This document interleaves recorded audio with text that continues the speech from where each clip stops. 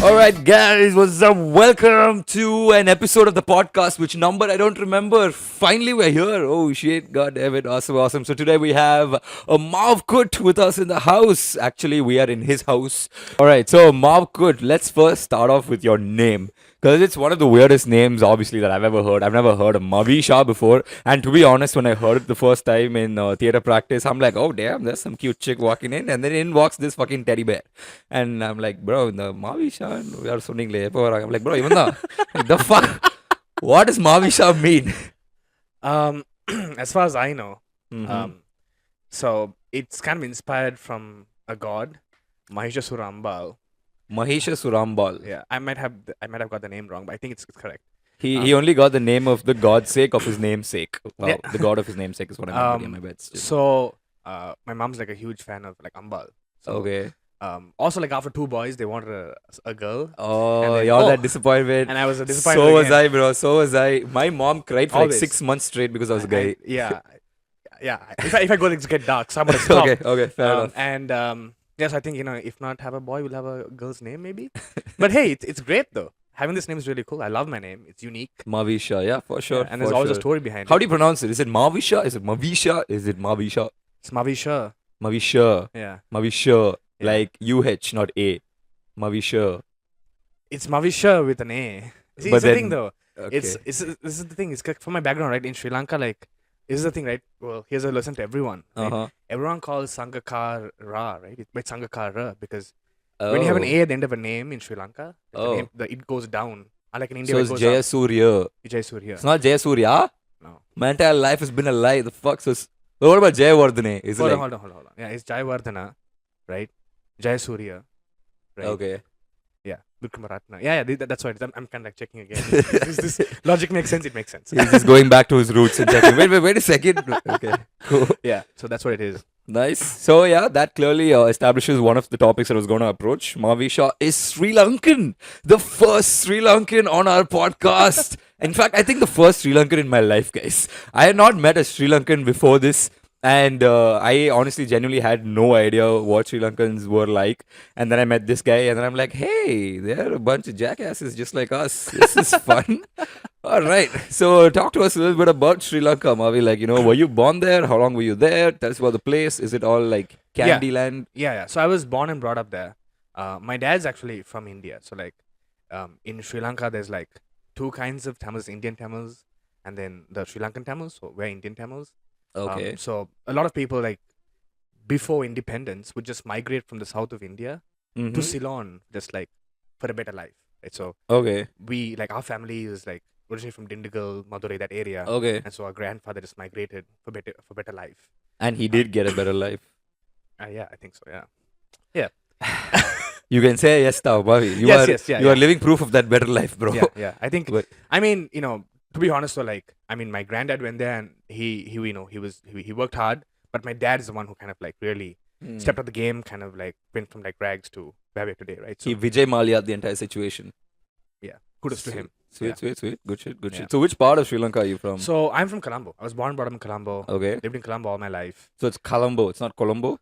It's Colombo. Or is that just your accent? It's Colombo. It's Colombo. Man, Okay. you're really like putting me on the spot here. Welcome to podcasting.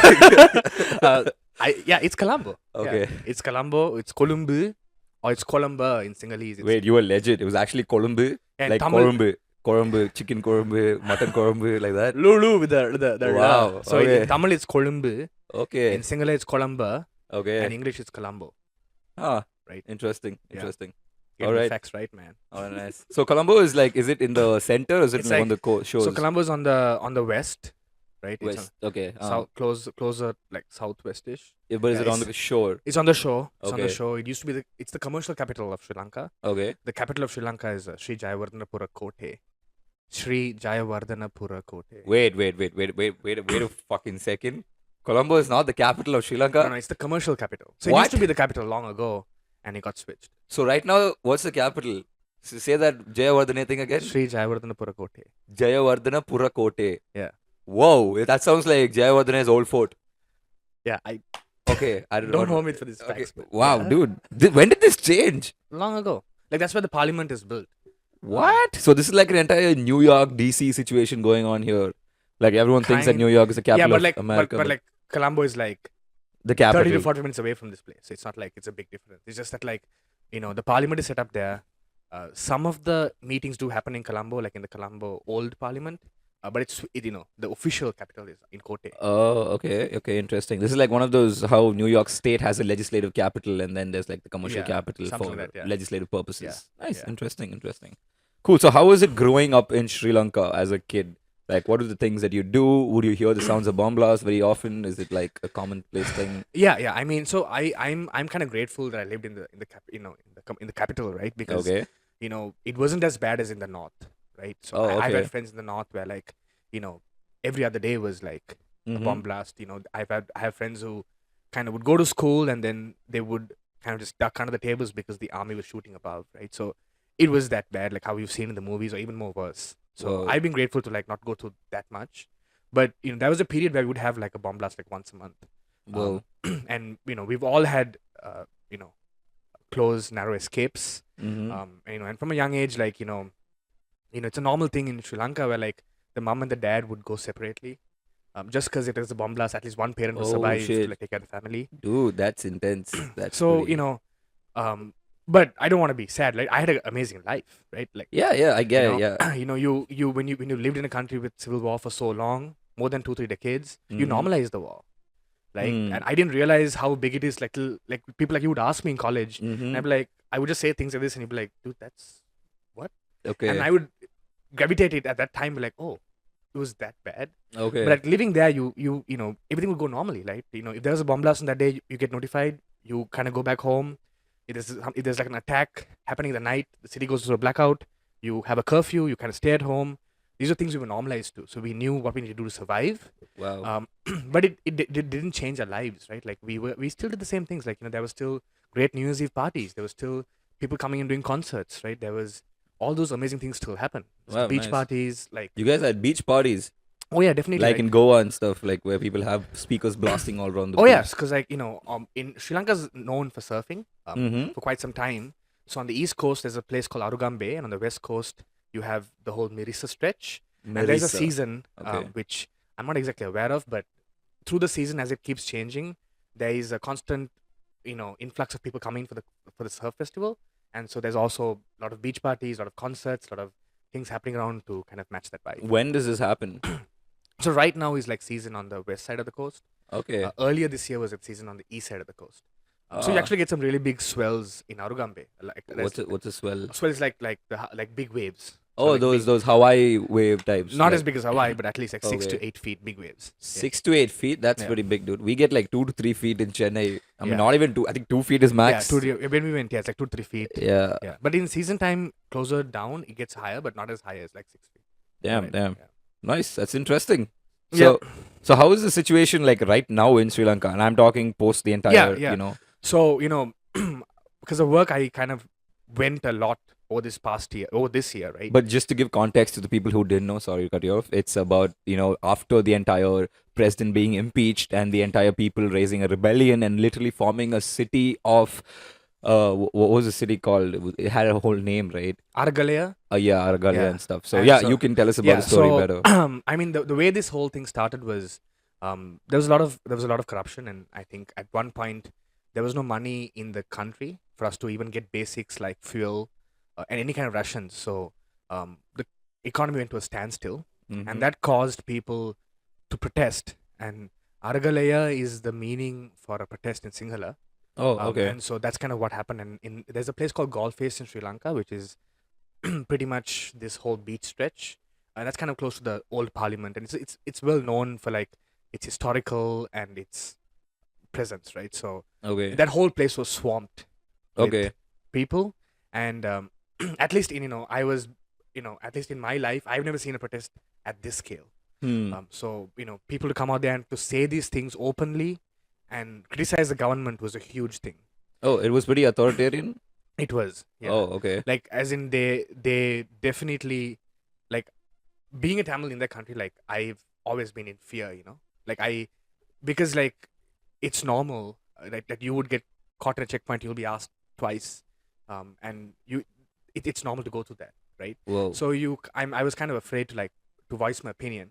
Mm-hmm. But being amongst that energy, it it it it it felt amazing that you could be that person. That you could actually affect change, right? Be Right. a part of it. I, Right. I I also remember. I think one of your pictures went viral, right? You put up Yeah. some. It was just like me and my friend.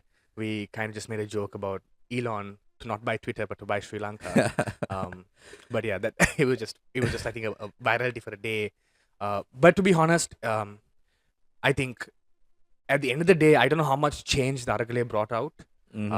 Nargale Because is the new president right now. no, Aragale is like Is the the movement. okay, okay. The president is Ranil, and I don't want to get political, but I don't know how much change he's brought up. But what clearly has happened is from then to now, the economy has become better. Hmm. So a lot more tourists are coming in. There are no more protests, so it's safer for people to go to the country, and the economy has actually come back. But a lot of the people at the bottom end are still suffering because inflation is at its highest. You Hmm. know, like the prices of like vegetables have gone like 10x, whereas salaries are still the same, right? Oh, And so it's going to be really really tough. okay. And the IMF wants to have like they want to go extremely pro tax, which is good. I think it's a great way to get income for the government, but it's also putting a lot of pressure on the people, and which is just causing a lot of external migration. So it's kind of very unstable right now. So Okay, but I'm guessing the situation right now is a lot better than how it was a yeah, few yeah, months, oh six definitely, months like back. yeah, like 6 months back, you had queues for miles to get fuel. Now you Whoa. don't have that. Okay. Before, like like I would go and I would just walk back from my office back home because there was no transport. It was Wow. just more like I would walk, stop in a mall, just walk in the AC for a bit and then walk again. Like you just adapt, right? People started cycling to work 50 kilometers. It just people adapted, right? And 50 kilometers, dude. yeah. Man. Okay. Um so yeah, but it's much better now. So the main one of the biggest gains for Sri Lanka is tourism, right? So Hmm. with the situation calmer now, we have more tourists coming in, All and right. we've started hitting those targets again. So hopefully, we can Nice. get back there maybe in 2 years. It'll be good. Sweet. Sweet. Yeah. Godspeed, guys. So Yeah. now that you mentioned the industries, I'm also curious. Like, what are the other economies that majorly support the country? Like, obviously tourism. Outside of that, is it coconuts? Just guess. To be honest, yeah, like at Wow. one point we Okay. used to be the biggest exporters of coconut. And this is really cool because I'm kind of in export. You can actually go and look at like uh, which companies are importing from where. And so Mm-hmm. Trader Joe's, which is a very well known American Yeah. giant, they import all their coconut water from Sri Lanka, Whoa. which is really Whoa. cool. That's cool. But cinnamon is indigenous to Sri Lanka actually. Oh. Everything, Okay. and I know, so cinnamon's a really big export out of Sri Lanka. A lot of spices, and like coconut. There's also Sri Lanka's a big textile manufacturer. Oh, really? Yeah, we do a lot of With textiles. silk? No. So for like Nike, Oh. Oh. Okay. M&S, for a All lot of right. these big brands, All right. we do a lot of their finished goods in Sri Lanka. Okay. But that is changing now because of the current situation. A Hmm. lot of those big factories, they also have factories in Bangladesh, India, Yeah. and they Yeah. got to keep the orders, right? Yeah. So they're moving. But So doesn't it make sense to keep the orders in Sri Lanka where there's an economic crisis so that you can give more jobs and get people running the economy? yeah, but then there was a time when the country was in standstill and they lost all those contracts. So for them Okay. to keep those contracts, they had to move abroad, right? Okay. It's just Okay. business. Like, there's nothing they Fair could do. enough. Fair Yeah. enough. Also, yeah, to give you guys some context, Mavisha runs a export import business, so he does know a lot about this field, which is why I even popped the question. What's the name of the company? It's called Unichem. Okay. What do so you guys export? so we just do exports out of India, and our exports are kind of right now really focused on chemicals for like raw materials for like the plastics industry, food industry, and so on. Yeah. Oh, okay. Cool. Cool. Yeah. Cool. Cool. Nice. So I just have like a few more questions about Sri Lanka before I can move Yeah. on. I mean, so see how we look at the Ramayana. You know what the Ramayana Yep. is, right? Obviously. Cool. So we all have Ravana as the villain, Yeah. and we look at Sri Lanka as the enemy territory. So I've always been curious. How is it like for a Sri Lankan? How do you guys look at the Ramayana? How do you guys look at Ravana? How do you guys look at all of that? I mean, to be honest, like I I don't think I ever saw as Sri Lanka as the enemy or Ravana as the Yeah. enemy. Like obviously, right? Yeah. But the way I look at it is just like for me at least, what was really cool is that when we travel around Sri Lanka, there's actually a lot of places where you could actually see the things out of the story. For example, there's actually a rock in Aurelia where there's a foot of like something like an ape, right? Whoa. I'm And getting then chills, guys. and Fuck. then you know how Ravana, I don't know if I got it right, but Ravana actually got 10 waterfalls at different temperatures, right? There's Okay. like 10, so there's actually like 10 wells with different temperatures in a temple. Oh, So okay, okay. for us, it's like, we read the story and then we could actually go to these places And like, and see like things that actually relate to the story, which ooh. could possibly be true, or someone came and saw this and weaved the story through. I don't know, Hmm. but that's kind of like my touch with the Ramayana. All If that right. makes So sense.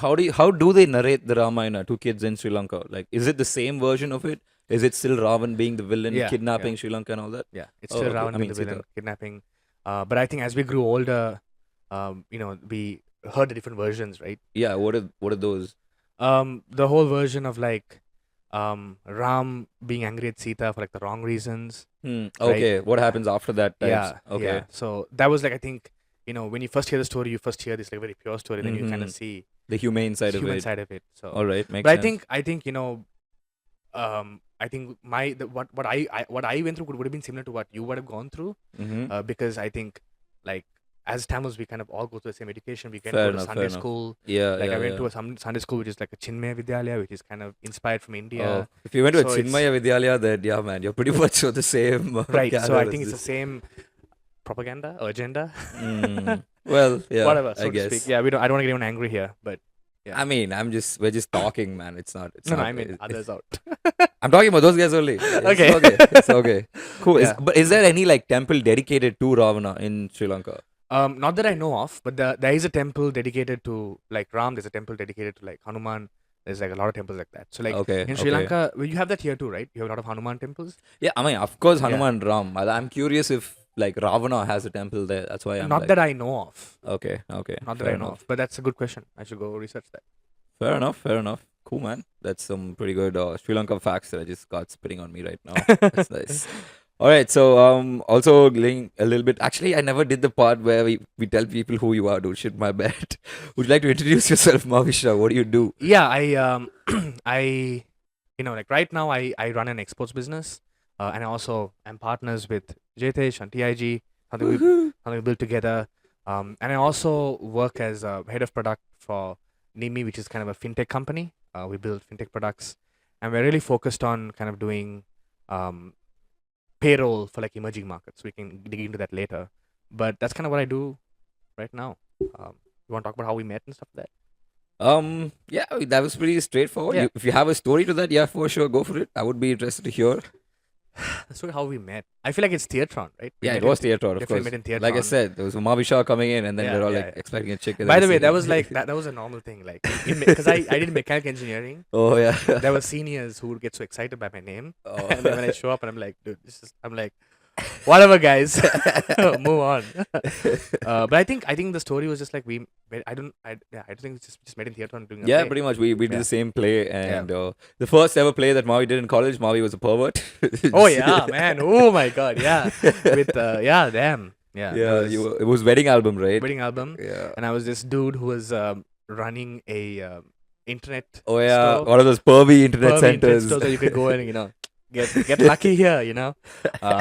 That was me, guys. Yeah, that was Mavi for you. Anyhow, that was how we met the first time, and then right from after college we started off the internet generation because we found a passion for just creating content together, and we were like, hey, we like telling stories and we like putting it out there, and we should do this as a business, and that's where we started off 6 years ago, and here we are today. So Mavi's also been abroad and he studied in America. Which part was this? Chicago, Illinois. So I something? studied in Urbana-Champaign, which is like a city 2 hours south of Chicago, and then I worked close to Chicago. Yeah. Okay, what did you study there?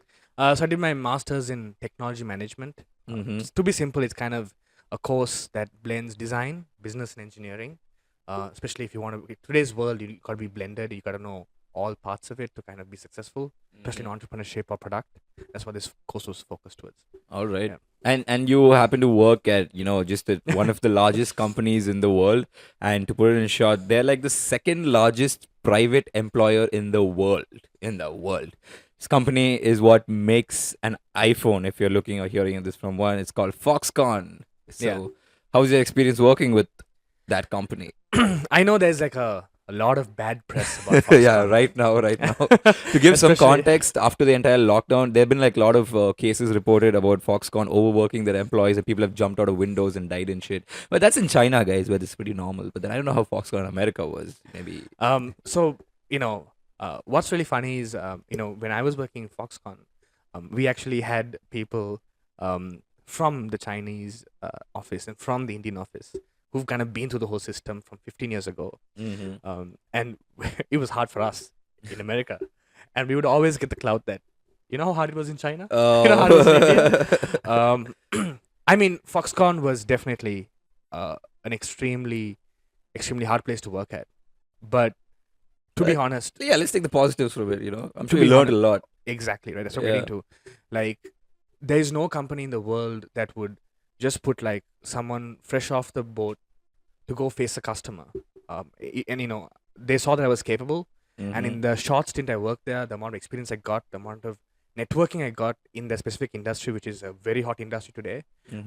Which is It's in the server industry, so okay. we Okay. kind of were working in PCB assembly. Okay. So what that is you have the circuit boards, right? Mm-hmm. There's a part where you get the circuit board and you assemble all the parts in the circuit board. So my job, as was like a product engineer, and so my job was, I would get a design from the customer, and then the line is built in a particular way. Mm-hmm. So my job is to make sure that the product that's being built works in the line properly, and we actually hit those targets of production.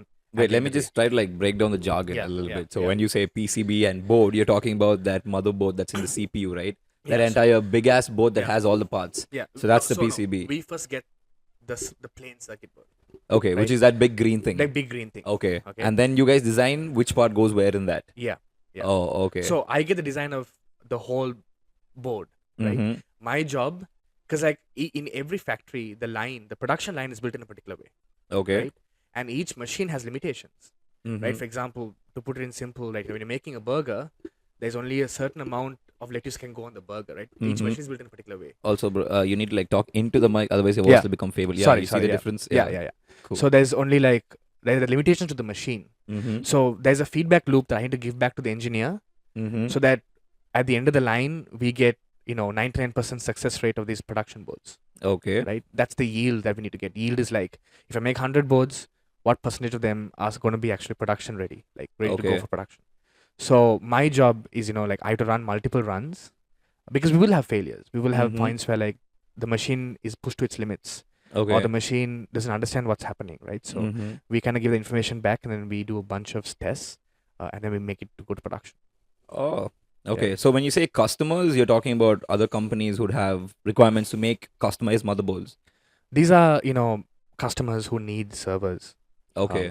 Also, you're building customized servers for them and you're Yeah. giving it to them. Nice. Yeah. So this is what you meant by when you said like the burger, putting the patty on it and all. Is this what you meant by in the LinkedIn job bio that you had saying the arm? I also worked as an intern Okay. in the US in 2015. Uh-huh. This was like when I went long while ago, in a company that actually automates making burgers. Oh wow. That's actually true. Damn. I So- was interested about that. I'm like, Yeah. wait a second. This guy's talking about a robot arm placing lettuce on the burger, and if it's placed right, I'm like, is this for real? So So- what was that about? That is this really cool company. I got this opportunity through my brother. My brother's friend was in the company. So it's a company called Creator. Mm-hmm. And what they do is they actually automated the whole burger making process. So they're still running. They actually have their own restaurant right now. I always go there. What's it called? It's called Creator. Oh, the restaurant is called Called the Creator. Okay. So you can actually go. You kind of get an iPad. You can choose what you want, Mm-hmm. and then everything is automated. So from the cutting the burgers to putting this lettuce to putting the tomatoes to cooking the meat, putting the meat on the burger. You want it medium, whatever. You can choose what you want. Mm. And so like when I was working, which is really fun, was at one point I had to like test like how far the buns fall apart, and so it was like just me sitting eating a lot of buns. So it was fun. So how is this company doing right now? They're doing pretty well. Wow. But also like it's a tough space, man. Yeah, I mean, sure, because I was just picturing the entire business model. I'm like, you spent money on a human being to test the efficiency of the burger being spent, but then not on an actual person who could just do that job. Sure, it makes sense for future, but I was just checking about the business model in India. It would tank like a motherfucker, because bro, people would just hire like 10 people to flip that Oh burger. yeah, definitely. But like it's different in the US though, Yeah, right? yeah, Labor costs because are way yeah, higher, yeah, and it yeah. does make sense. But I think it's also like um, I've been out of touch with what they're doing for so long, and I don't know what they're doing right now. But all I know is that the restaurant is active because I follow the restaurant. Okay. How And come so they haven't sold like to McDonald's and or Burger King? I think that was part of the plan. Okay. But I also think COVID. Um, I'm just assuming right now, right? I don't know for Okay. sure. I feel like COVID could have like harpened the supply chain to get in carts, and so that kind Hmm. of would have made them kind of retest. So Fair not really enough. sure what's happening Fair right now, enough. but I do know the restaurant is live, and they do kind of serve food Hmm. twice or thrice a week. Oh, okay. Yeah. Like not every day. Yeah, because I think they still are working probably on like validating Okay. and Okay. fixing Makes things. sense. Yeah. Cool. Cool. Cool. Cool. Cool.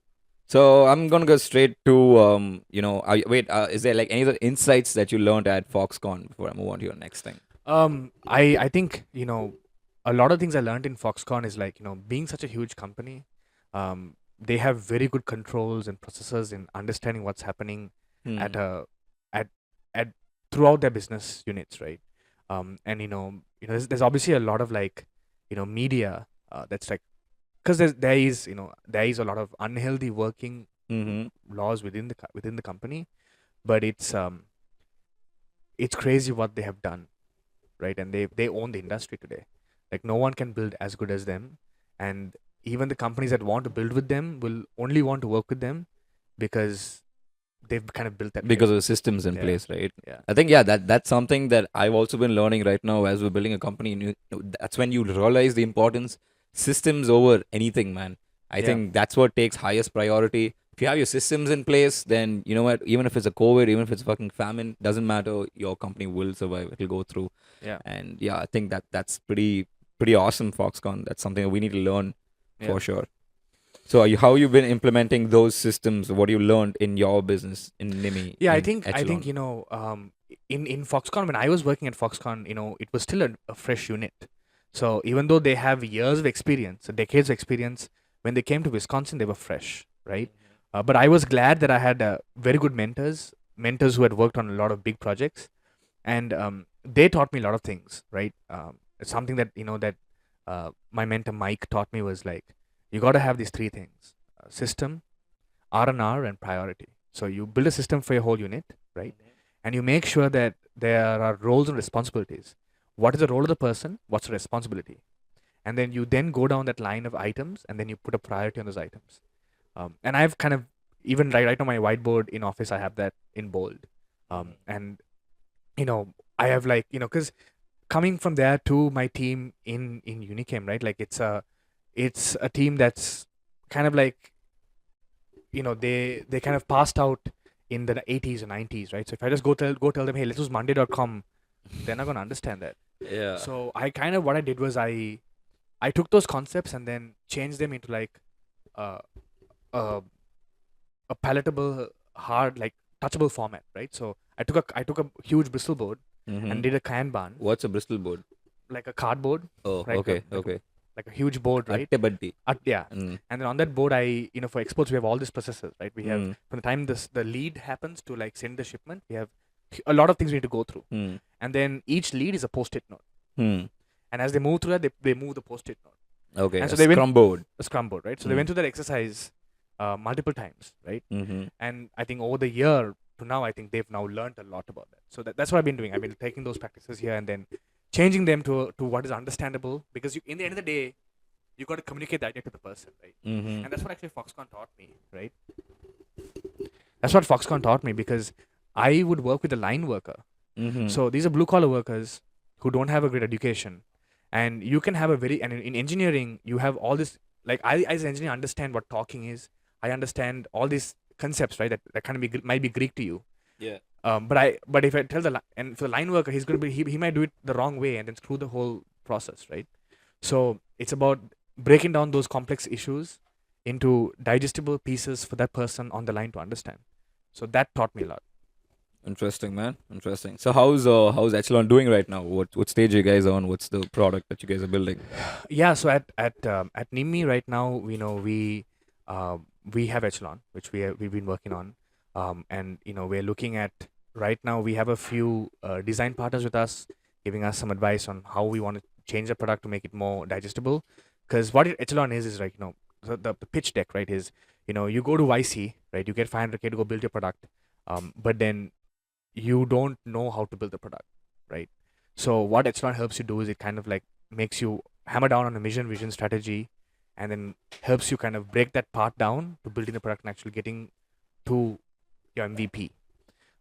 So the problem is also like it's hard to understand. So we work with design partners to get the UI UX right and kind of like push that through. So that's really valuable. We're hoping to like launch Q2 of next year. We have some beta customers right now, but our main focus for this year is a product called Nimi Cash, which is what I'm really working on. It is a product that will help developers in emerging markets earn their payroll in um, uh, different currencies, right? So it'll help people, especially like people in Sri Lanka, help them fight inflation. That's kind of like Hmm. how the idea was born. Oh, Yeah. okay, okay. That's interesting. I think I heard of a similar product along this. They get paid in different payrolls. I forgot the name though. I don't know what it is. But all right, fair enough, fair enough. Cool. I think I am been saturated with all the business talk, and I'm like, okay, yeah, makes sense, makes sense. But then my brain's just going. So I was gonna move on to the next piece of topic that I had in mind, which Yeah. is how does your brain switch from like you obviously run all these businesses Right. and you gotta be in that mode, and then you also got to switch to making content sometimes, or Right. you're a passionate content creator. I've seen that you have like a lot of cameras, you have like editing equipments, you have the Instax 360 drone and whatnot. So how do you switch? How do you manage to balance your day out? Yeah. I think that's a great question, right? I think this year, somewhere close to like October, I was kind of burning out, and I was working so hard, but also I wasn't doing my best in each of the businesses, right? Mm-hmm. I would have you come and ask me questions, and it was just a continuous tirade of things, right? We weren't getting flow in all the places, and so as usual, when I have a problem, I kind of go into discovery mode. And I'm fortunate I have like my alumni from the U of I is like really strong, and so I was like, and the biggest challenge was like a lot of people came and told me like, dude, you can't do multiple things. You can only focus on one thing. You can't like that's you are not meant for that. The world is not meant for that. Like we as humans we can't multitask. And I was coming close to the point of accepting that, right? Mm-hmm. Because I'm doing the multiple businesses, but I also want to create content like for my own thing, Grizzly Islander, which I'm passionate about. But I can't really put time on that, and so there's always this kind of stuck in this loop, right? And I'm so glad that I reached out to like my senior from school called Manu, and he's very similar to me. Like he's got like a full time job. He also has like multiple businesses, and he also produces content. And then so the conversation with him is just like an exploration call, but that put me on the right path of figuring out what to do. What I then came upon was this concept called the second brain, Mm-hmm. right? So I'm gonna tell you a little story, right? So there was an experiment done a while ago with this monkey, right? And so they had all these neural things attached to the brain, and they had a human opposite the monkey, and at first the human would just touch the monkey, right? And he would visually see the human touch him, and then he would take a rake, like a stick or a rake, and touch the monkey, and over time that stick became a part of him, Mm-hmm. right? So the monkey then understood that that's become a part of him. And so in today's world, the phone and the internet have Yeah, become a part of who we are, yeah, it's like the extra limb syndrome. right? And so like when you don't have internet, you just stop because your brain just pauses, right? Yeah. Right? And what has happened is, I think I know this, right? My school childhood friend, I remember all his phone numbers by heart. But people I met in college, I Yeah, don't no know. shit. Yeah. And so the brain is actually really smart. It doesn't want to waste time on like things that there isn't any Yeah, effort yeah, for, right? yeah. And so the same way, what the second brain is, it's like it's note taking, but for the future. It's note taking for like the present. So, there's a lot of tools you can use today. You suddenly you're just working out at the gym, you get an idea for some content. You're like driving in the car, you get idea for what you want to do in the business, right? But you don't really note that down. So what I've done Hmm. is like I've built a system of like I use Notion and Todoist, right? Okay. So on the daily when I'm traveling, I'm getting all these ideas I put on my to-do list, Mm-hmm. and then no, I have a Notion which is like for me, Hmm. which has all my businesses, all my content, what I want to do, and every day in the morning, my job is transferring my stuff from the to do into Notion and working on Notion for like an hour, Hmm. and then ending of the day again looking at that and see how that's changed. And so what I've been able to do successfully, I'm still like working on it to be better at it, right? Is that I'm slowly moving from firefighting to vision boarding, because a lot of time I was just firefighting. So Hmm. I get an issue at TIG, I go TIG, get issue at so it's not effective, right? Hmm. But now I'm in a place where I'm like I'm giving things, and I'm able to like grow my team to like be more capable, and also allows me more time to like vision board on those ideas. Yeah. Cool. This is called what, the second brain thing? Yeah, so I mean, there's a really famous guy called Tiago Forte. He's the okay. one who he's written a book about this. There's if you type second brain and you go on YouTube, guys, you're gonna find a lot of content.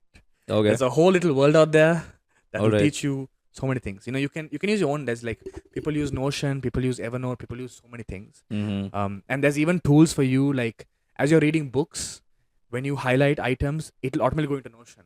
So like in today's world, there's like so many things you can do to Yeah. I get it. think the entire productivity economy is Yeah. like one entire. It's Yeah. one. It's one segment right there, bro. I think sometimes life when I'm just feeling like, oh fuck, I feel so down. I don't know what to do. I don't feel any motivation.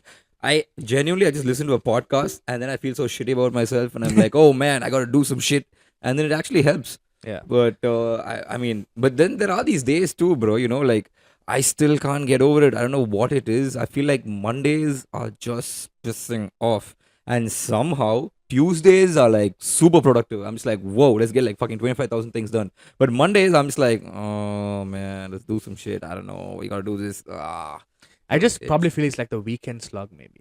Right. yeah, That's what it yeah, is. that too. But Yeah. there, I don't know. Is there like a more efficient way to beat it? Like, I mean, it's. I don't really feel the Monday slog as much Mm-hmm. per se, and I think I'm just telling from my experience. Right? I think Mm-hmm. it's because having like a rigorous schedule. Mm-hmm. Like I know on Monday I gotta wake up at like 4:30 to start my day. You wake up at 4:30. Yeah. The fuck? So I Okay. know I gotta do that on Monday. So on Sunday I just go crash. But I think normally, because this used to happen to me when I was like in the US, Mm-hmm. because I used to work in Foxconn, right? So Monday to Friday I'm working so hard, like morning 7, like my day till like 9, I'm like dying. Mm-hmm. The way I used to work in Foxconn is I'll pack a bag to go to Chicago in my car. So on Friday morning when I'm leaving, I'm like, I'm going to Chicago tonight. From the car, the car's going to Chicago, bro. Then it's just like party, and I come back. And on Sunday when I come back to my house in Kenosha, I got to do my laundry, all that stuff, like kind of catch up, right? Mm-hmm. And then you're still in that mood of like partying, right? Because you Yeah, party on yeah. Friday, Saturday, and then I used to just take melatonin to go to sleep. Dude, that shit's lifesaver for me, man. But I it's also swear to not God. good. Really? Yeah. Oh shit. Why, dude? What's it fucking up? You've heard of Huberman Lab? This Uh, neuroscientist who does a great podcast. You should okay. listen to it. Okay. Great like neural work. So he talks about like how like in melatonin, because like melatonin is like you don't want to take it artificially. You want your body to secrete it, because at one Mm-hmm. point, if you overdose yourself per se, then your body will forget how to put it out there. What is overdosing? Like I take a gummy bear of 10 mg, and I don't take it every day. I Yeah. take it on a Monday mostly because I Yeah. know my body's fucked from Saturday, I think Sunday. I can't sleep I think once a week is fine. once a But week. Huh? yeah. Mm, But then okay. again, I am not a doctor. Please do not take my advice. I am not a registered physician. I am just a normal human being. Okay? Yeah, we're all put just it out all there. human beings, bro. It's okay. Nobody's going to quote you. Don't worry. It's Yeah. just to be like, okay, yeah, that fellow said it. Let's try it out and see. I think No yeah. problem. So I used to do that on Sundays. I used to just do that every Sunday for a long time actually, and then I Mhm. stopped it off. I'm just trying to like move from like I'm trying to move away from caffeine and like reduce these things, right? So Man, I don't know. Caffeine helps me, dude. Like I don't. Sometimes when I have like a glass of coffee, I just feel alright, let's go get some shit done, bro. yeah, obviously I need to have like a midday coffee for myself. I do that, but I stopped my morning coffee because I just started doing cold showers. Hmm. So the way your body works is like the way caffeine works is when you have caffeine, it gives adrenaline, Okay. and the adrenaline helps you work. So if you can find other ways to get adrenaline, which is you could possibly work out, you could possibly have a cold shower in the morning, you can still Hmm. get the same effect of the caffeine. All right. So Yeah, I used to do the cold shower. Yeah, long back. I think I didn't even fucking turn on that geyser because my Yeah. geyser wasn't working. But still, I got so used to it, and it did help me a lot. Like you were saying, I got that rush, and I have this one technique, bro. Every time I'm facing the water, I just close my eyes and I start rubbing my belly really hard. One, it gives me a little bit of like warmth, and two, I start shouting waterfall, waterfall, waterfall, and I picture I'm in a waterfall, Oh, yeah, like damn. in the woods and shit. And then it hits, and I'm like, oh fuck yeah, that's a cold waterfall. And then eventually over time, my body just gets used to it. But Yeah. but yeah, guys, honestly, it's a good life hack. Cold water showers in the morning does Yeah, definitely. wonders. And also supposedly, I've not done this though. I've heard that if you do ice baths for prolonged time, Mm-hmm. like 30 minutes to 45 minutes, you get like a lot of serotonin in your body. It's a really good way to like make your To get mental, high. yeah, better for mental health. In other words. Sure. That's Yeah. what I was talking about, of Yeah, course. get No high. doubt. Cool. So one of your other startups, man, Italica. I think before I met you guys, Italica genuinely used to be one of my favorite places to go. Mainly because I love that menu card, bro. It's like one of those menu cards that's just written so cool, and and the food is also great. It's not like you can't complain. The only problem is like back then in Arepuram when I used to go, it was kind of like in this dingy place. So I'm like, man, kind of seems shady. But the menu card seemed cool and the food seemed cool. I'm like, there's something wrong here. And then now they've shifted out and they've gone to Nandanam and all. Now it's like a damn chill place. Yeah. And it's also a company that you're a part of right now. So Yeah, take us through that. just to be clear, I mean, it's a company that's run by one of my friends, Pravesh, Mm-hmm. and his family, and they've been running it for the past 2 decades. So Yeah, a yeah. really, really long-standing business that's been making really great food, really fresh food, and they're all about just making fresh. So they don't have any frozen food, which is what I really loved about the brand. Mm-hmm. And so me and Pravesh are really good friends, and like 2 years ago, I kind of jumped in as an investor on one of his branches, and then we've worked over time over this year to kind of like make it a bigger brand. We're trying to expand to different cities, pan India. That's kind of like that's plans in the works. Mm-hmm. But right now we're really focused on making a very rigorous model so that we can scale. So how reliant are you guys on Swiggy, Zomato? Like how much of a market share of your orders is that? I think during COVID, like we are glad we went Swiggy and Zomato. Like that helped us a lot, right? Mm-hmm. But what we also don't take into account is like even though you go to Swiggy and Zomato, they do eat up a lot of your money in Yeah, their that's what I service was getting charges, at. right? So Mm. which is How even though much do they charge? Like what do you guys pay? it's kind of dynamic. Mhm. It's upwards of like 18%, and then it keeps going up and up and up, man. Like, And what does it depend on? Like what gets 18%, what gets 30%? um, I think the cap is 30%, right? yeah, like Yeah. we've just been negotiating all the time over time. So that's all it Yeah. takes. So you guys have like a key account manager in Swiggy and you keep fighting with him. Yeah, but like now we just lost it, so we we fought for a long time. And Okay. I think now we're gonna be at 30% very soon. Oh shit. Fair enough. So but- like how does it work for you guys though? As a restaurateur, as a restaurateur, I don't know what the fuck that word is, but what do you guys prefer? Do you prefer people coming into the restaurant eating, or do you prefer just like giving it and like pushing it out, saying here, take it? Yeah, I think Pravesh should attest to this. Is like the food at Italica tastes way better at the restaurant. Always, man. I mean, Always, it's right? hot, it's fresh. You're waiting for it. You're waiting so long. Like when it comes, you're like, So Yeah, that too. But I think it's designed to be eaten at the restaurant, right? And then Okay. also like we invest a lot of money on the ambience, on the experience, and so we would love to have people at the restaurant. And also, it's better for us also, right? Mhm. But in today's world, like I think especially in a country like India, it's so cheap to get your food delivered than to Mm. go out and eat. Yeah, um, yeah. Also, like this whole idea of like going out, and it becomes a whole effort, right? Thing, right? Yeah. Right. So because of that, like we have to be on the delivery services, Hmm. right? There are some talks in the industry about like companies coming up where they don't want to charge a commission, they only want to delivery and they have a delivery fee. Mm-hmm. Yet to come. It's been like 6 months or more since I heard something like that. But do you think it makes sense from the company's perspective? Because one, they are offering marketing for sure. You can't deny that. If a lot of people, I'm sure at least 20% would have ordered from Italica because they're just swiping and they're like, hey, this looks good. What? So they have to charge for other things other than delivery. Yeah, sure. But I mean, it should be a fair price, is what I'm trying to say, right? Hmm. I think it's okay for them to charge like, hey, here's a monthly platform fee Hmm. to use our platform, right? Okay. And then we'll charge delivery only, right? I understand that they have provided us some leverage to get there, but I think what they're doing right now is exorbitant, right? Okay. And to be honest, right, this is on the books. You can read it in the Economic Times. the business is not profitable for them to do a food delivery business, right? Yeah, I mean, I don't think Swiggy was ever meant to be a food delivery business. That Yeah. was just their, Yeah. MVP at start, and then they became a fucking multi app service app. That's Yeah. about it. That's what they Yeah. were So always like now looking they're at. all switching into the groceries because there's more margin there. Mm-hmm. So yeah, who knows, man? What's there in the future? But right now, all I can say is like I think we are really working. Like I'm very passionate about food. You know that. Yeah. I love making food. I have cookouts at home. We You guys should follow Grizzly Islander, Grizzly by the way. Islander, That's where he puts out most all of my his food stuff. food stuff. So actually, like we started doing pop-ups where like we are like developing new recipes. So we're trying to like change the menu, bring out like fresh stuff, and like we want to do down the road. We want to do a test kitchen where like we have like an event once a month, exclusive. Where do I apply to be a tester? You're definitely on that list. my Awesome. friend. Awesome. Cool. So we just want to innovate in this space. Mhm. Especially that's kind of what we are trying to do at this point. All right. But yeah, man, I can attest to that. Last time I came here for one of his like test cooking sessions, man made some Korean burger. Or what was that? Yeah. Korean fried chicken. Korean sandwich. fried chicken sandwich. sandwich, Yeah. and it was amazing. I had not Thank you. tasted anything like that. I was like, "Fuck, dude, this is awesome!" And other mattu illama paiyan will keep like trying it. And the last time I came again, he made something called baked brie. What was that? Yeah, it's actually a very easy thing, guys. But dude, it was mental. It was mental. What is it even called? It's just baked brie. Just like Baked it's just brie. it's guys, it's puff pastry, brie cheese, and jam. Like that's gonna be good for sure.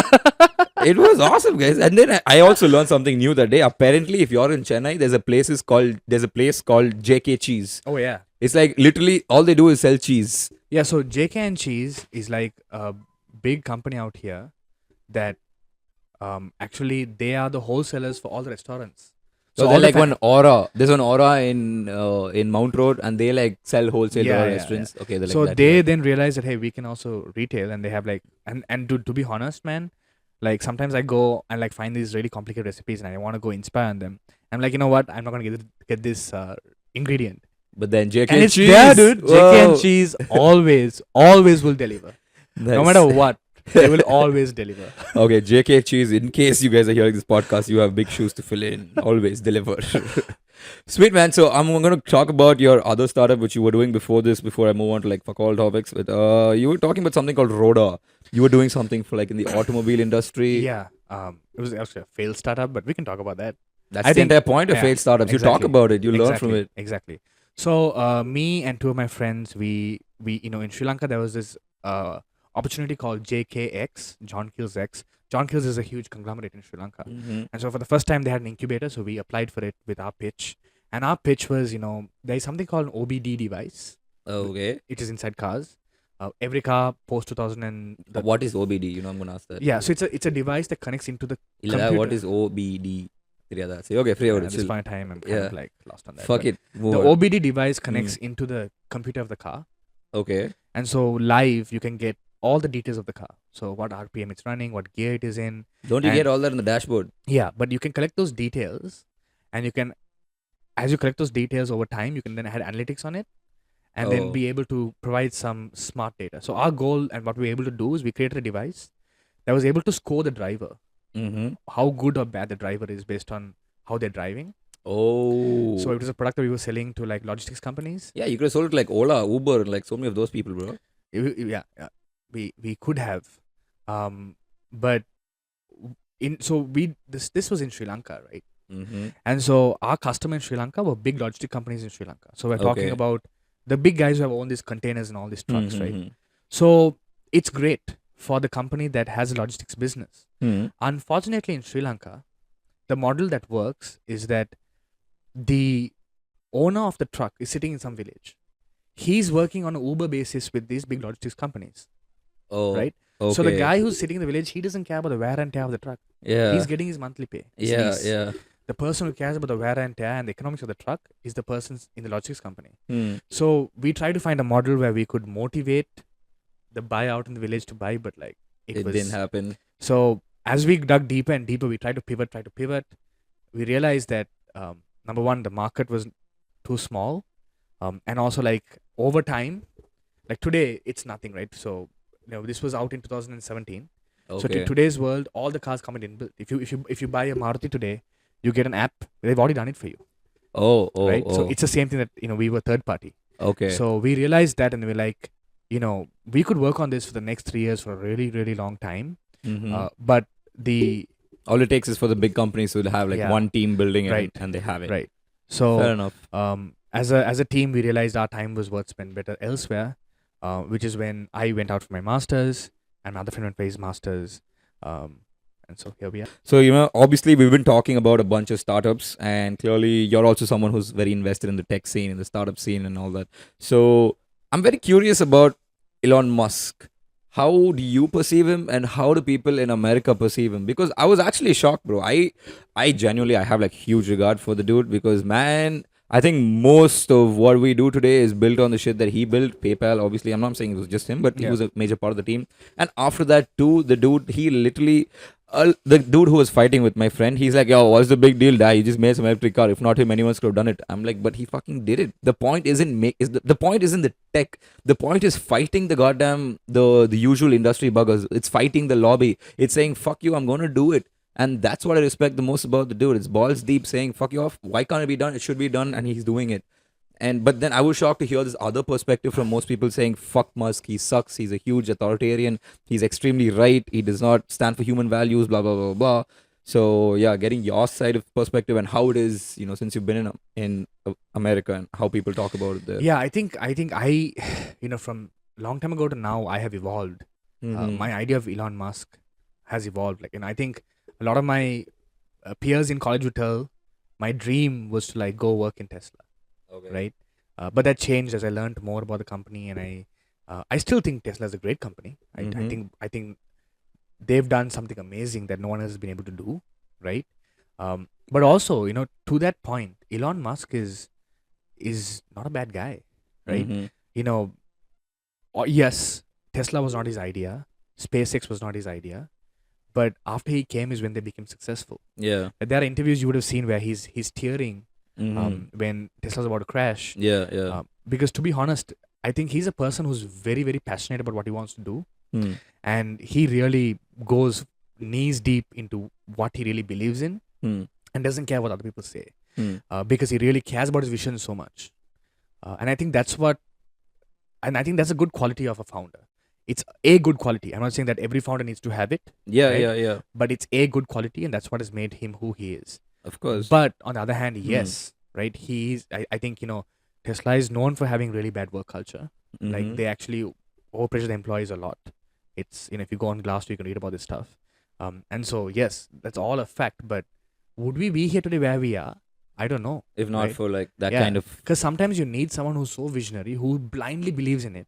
And no matter 10,000 people saying, no, you can't do it. You shouldn't do it. Yeah, this guy believes in it. He's going to stick it through. He's going to do it. And that's what, like, think about it, right? Like, one person revolutionized space travel. Yeah, man. Right? Yeah. There was Like- one line in that Netflix documentary that just blew things into perspective for me. They were like, there are only 4 entities in the world who have managed to get into space: China, Russia, USA, and Elon Musk. Yeah. The fuck? And, like, we look up so much to NASA.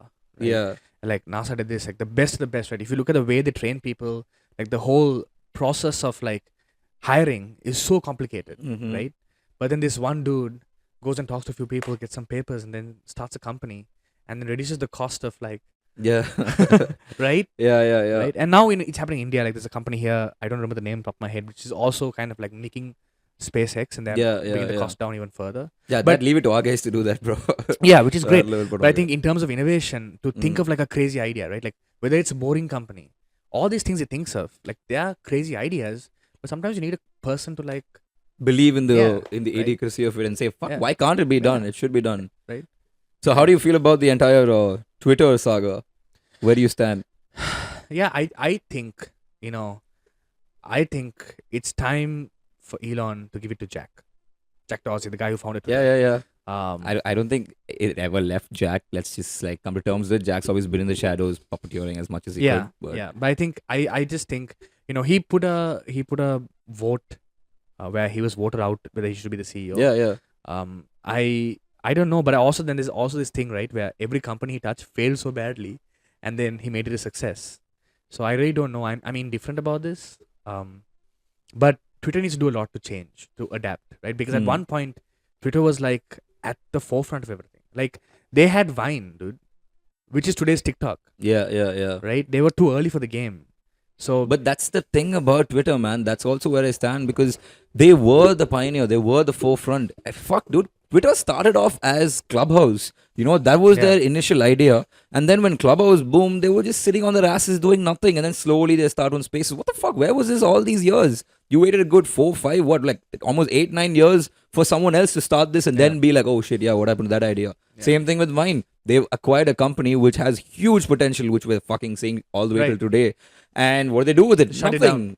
That's why a lot of people have this hatred towards Twitter. It seems like you guys had so much in debt, you had so much of potential, and then you see you see videos where most of the employees are just chilling. You grab a glass of wine, you go up to the fucking pool on the top floor, and you chill. I mean, guys. So I think this is what's been really known for, right? Like when Elon came and he fired so many people, Twitter's known for this, where you could get away not doing a lot of work. Yeah. So I think he started the right thing, but I think the public conception of it kind of the reaction was not. I don't think he expected the reaction, right? So I think he's in a hard place now. Yeah, man. I kind of feel sad for the dude too, for sure. There's a lot of negative energy going his way, for sure. But I think it needs to be done. It had to be done at some point. Otherwise, and also think about it. The biggest thing that we see is always only the online facade of most of it, right? And who are the ones who are going to keep ranting online? The ones who have nothing to do. That's the fucking problem with most of this. And I get it. There's also the entire political agenda behind it. Elon's right, and most of Twitterati are left. Of course, you're going to face fuck tons of flack on that platform. That's all there. But at the end of the day, I feel like there's a reason he's the fucking, a person with so much of success in the world. And if he's going to buy a company which seems so shitty, there must be a reason for it. I genuinely don't know. I don't want to be like a blind Musk fanboy. Of course, if he's fucking up, I will call it out too. Yeah. But I want to know. That's why I'm generally asking. I'm like, what is it about him that people are finding so, red flag? Or saying, yeah, I think here's my assumption, right? I think initially he wanted to buy it, and he wanted to get a good deal out of it. And then, Twitter really forced him into the buy, so he was forced to buy. Mm-hmm. So I don't think he actually wants to do something right now. I don't think he actually wanted to buy it, but was forced into it. So now he's doing something about it. I think that's my opinion about it. Right? Yeah, he might have just like had to buy it because he was like, lol, maybe I'll buy this and send it out. And then everyone's like, fuck, now you gotta buy it. And he's like, oh, fuck, I actually gotta buy this shit now. Okay, it could possibly be that, or it could be a whole elaborate plan. We don't know, right? Only he would know. And I keep saying this because Elon has been in places where companies were about to become bankrupt and were about to fail, and he's turned them around. And so, looking at his track record, he could possibly do it. Yeah, I don't know how. Right? He is sleeping in the office. He's doing what he did in every other company. He's putting his energy there. I mean, of course, no one's saying everyone have to abide by that work culture. That's madness. But if you're lucky enough to have that dude in your company, fuck it, exploit him. That's what I'm saying, man. Like, go for it. Yeah, I get it. Right now, also, I've been reading articles where Twitter has been like being super, extreme about things where they're literally not allowing you to post any other platform's link in it, and they're charging you for any other platform's links. And that's a little fucked up, of course. But of course, I'm going to complain about it as a creator. Yeah. But if I'm looking at it from their perspective, they probably have to do some shit to make up for most of the losses that have been happening. Yeah. So I don't know. This is just where I stand about the entire thing. I'm just waiting to see, man. I'm okay with Musk stepping down as a CEO, but then I'm really not okay with the entire company shutting down. It just seems like such a bad signal for somebody who just wanted to do something for free speech. Yeah. And that's where I really got onto most of his mania. I'm like, that's something really cool. Because giving people free speech is something I honestly believe in too. And I mean genuine free speech. I don't mean just free speech that the left allows, I'm talking about letting Trump have a voice too. I know it sounds fucked up, but I don't know. Let's come up with a solution of how you can have a moderated free speech. I don't know, man. I think there is, yes, free speech is important. And when we go to that point, today's world, each person is so nuclear based on the algorithm works in a way to only give you nuclear data, right? Yeah. And so it's a huge thing. And then there's always this debate of who's the policer, right? Who can police? Exactly. Right? Because then there's a bias there. Yeah. So we still haven't got it there. But I think what's interesting is what's happening in Meta and also in I think in Google too is I think they're now reading into what you're going to comment. Okay. And before you put it, they kind of give you a reminder. is it offensive? So we aren't where we need to be, definitely. Mm. But I think it's a good start. Is trying to have policing at the self level.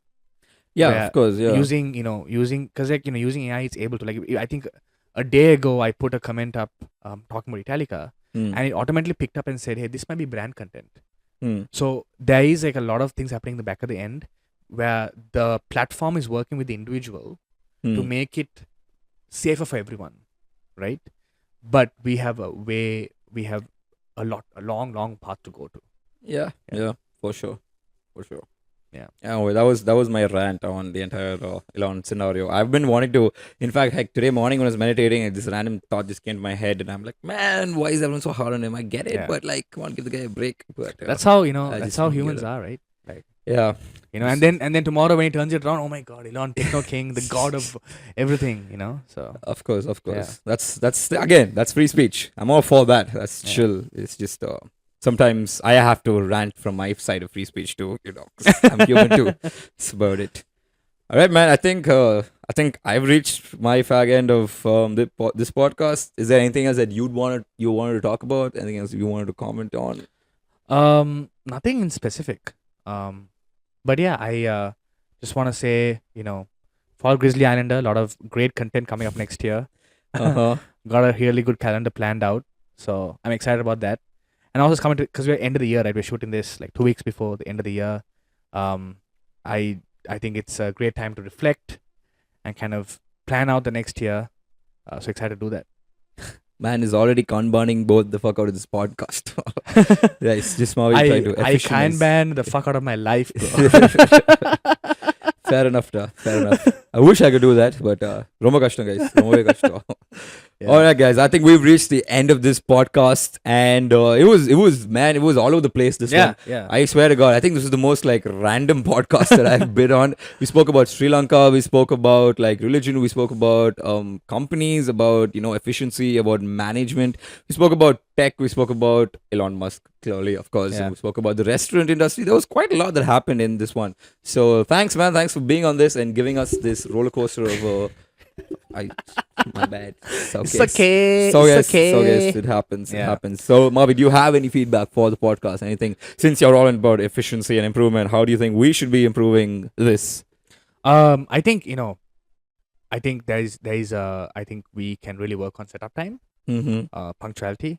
Those Yeah, are- I know. those- I was literally telling Vicky the same thing. I'm like, Yeah. hey, 6 o'clock, so 6:30 ஆகுது எங்கடா இருக்க? Yeah, But, yeah. But I think overall, from what I've heard, we have come whiles, so we have to kind of put a pat on the back. Good work, Ryan. Good work working so hard. But konjam pannalam. Cool. Thanks, man. That was the end of the podcast. I hope you guys had a fun time listening to this. I hope you guys didn't like doze off completely and faction off. But if you have been around here this far, thank you. That really means a lot to us. Yeah. And if you know people who would like to listen to all the shit that this guy has said, if you know people who would like probably benefit, or someone who you just feel like, hey, you should listen to these guys or this guy or this other guy or whatever, just share this video. That helps us a long way. Please follow us for more content on the internet generation. You can give the Grizzly Islander a follow as well, or Mavkut. Which one would you prefer? The Grizzly Islander. Yeah. The Grizzly Islander is Yeah. what works better. And But also, internet generation, guys. the internet generation. We have a is- lot. Sorry to break your flow, but we have a lot Please. of big things coming up next year, Yeah, and yeah. it's we are so excited. For sure, guys. We have so much planned out, Yeah. and right now we're in like the baby stages of the plans. We're like, getting everything in order. Like he said, we're just fixing all the basic structure blocks, and then as time goes, we just want to like get all of this like fully blown into notion. We just want to like keep doing, and that's what you're going to see a lot more of us next year. Energy. We're just going to be blasting on your faces every day. We're just going to be like, hey, check it out. Hey, check this out. Hey, check that out. So Okay. yeah, that's us. That's us, guys. Thank you. Thank you.